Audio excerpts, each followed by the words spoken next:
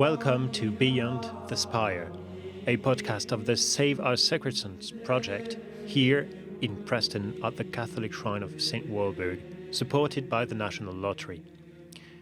In each episode, we go beyond what you see from the street.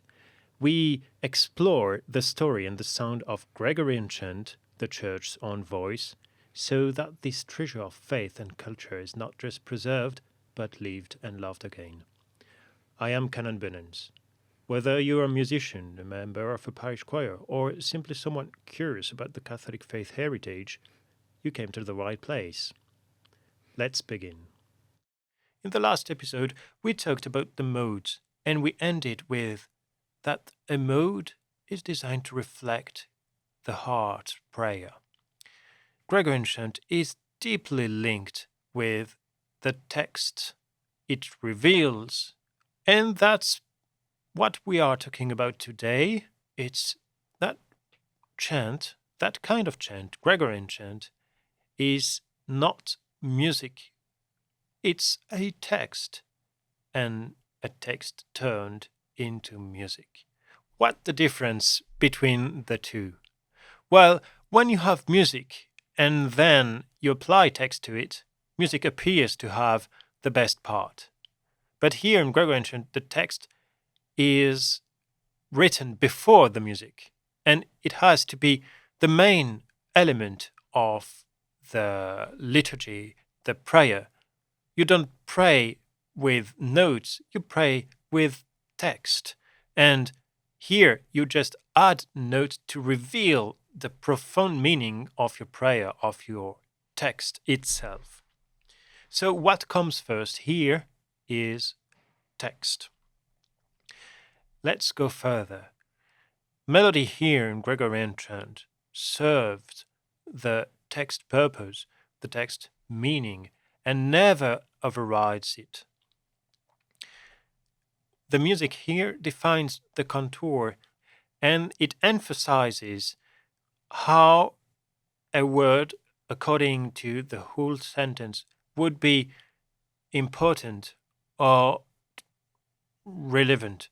So on the main words, you will have a variation, a development on the music itself, and maybe just a single syllable could last a whole staff. You have also emphasis through repetition. It adds some pressure, some intensity to the text. And important words get musical reinforcement. Then you have the range, the impetus.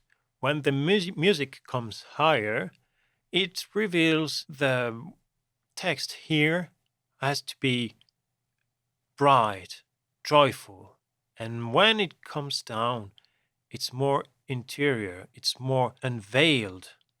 It's maybe the penance here, the sorrow, the humility described by a lower melody. As an example, we have here on this book, which is a Missale Romanum, the book used by the priest to say Mass, different ending of the Mass, ite missa est. So that is the last words, the last sung words of a sung Mass. And here you have one very developed, ite missa est.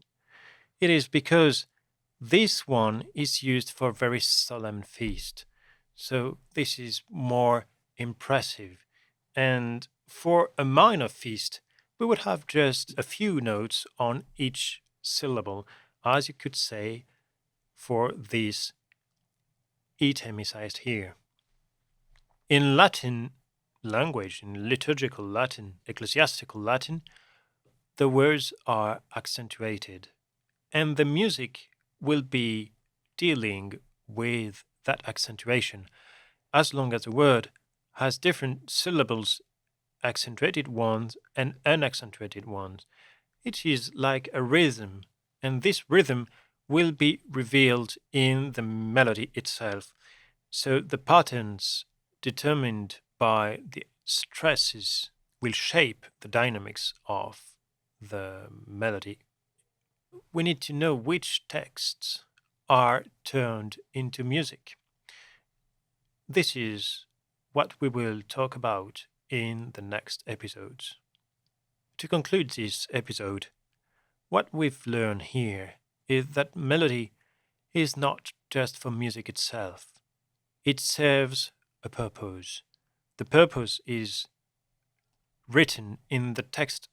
And finally, the music itself will drive the words into your heart deeper as long as you're listening or singing the Gregorian chant piece.